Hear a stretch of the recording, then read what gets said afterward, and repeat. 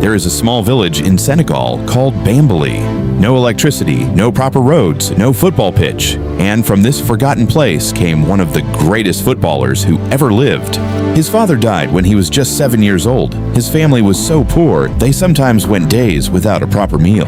But every single morning before sunrise, this little boy would wake up and do one thing: kick a ball, because football was the only dream he had. His name was Sadio Mané. Mané grew up in a mud house with no running water. The football pitch in his village was a dry, dusty field with stones and broken ground. He trained barefoot because his family could not afford proper boots. While other children played casually, Mané trained with an intensity that frightened adults. When he was 15, he told his family he wanted to leave the village and pursue professional football. They begged him not to go.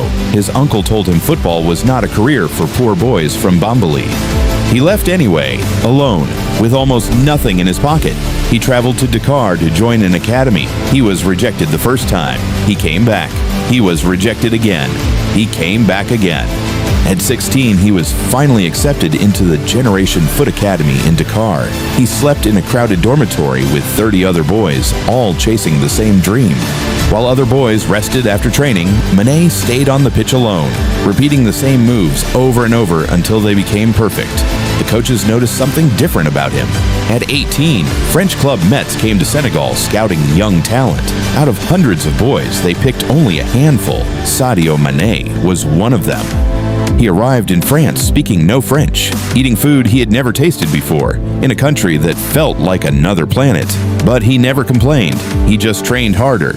From Metz, he moved to Red Bull Salzburg in Austria, where he began to show the world exactly what Bambali had been hiding all those years. Southampton in England came calling, a Premier League club. The boy from the dirt field was now playing in one of the most watched football leagues on earth. His pace was electric. His hunger was unmatched. Every goal he scored, he pointed to the sky, remembering his father, who never got to see any of this. In 2016, Liverpool signed Sadio Mané, the biggest move of his life.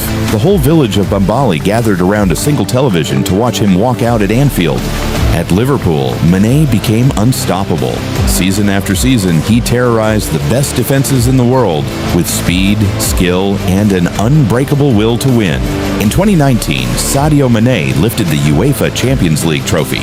The boy who trained barefoot on a dirt field in Bambali was now a champion of Europe.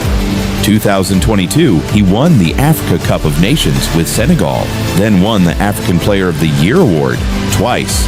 The village with no electricity had produced a world champion. But what Mané did next shocked the entire world even more than his football. He used his own money to build a hospital, a school, and a stadium in Bambali for free for his people. Sadio Mané once said he does not need 10 cars and 10 houses. He needs his people to be okay.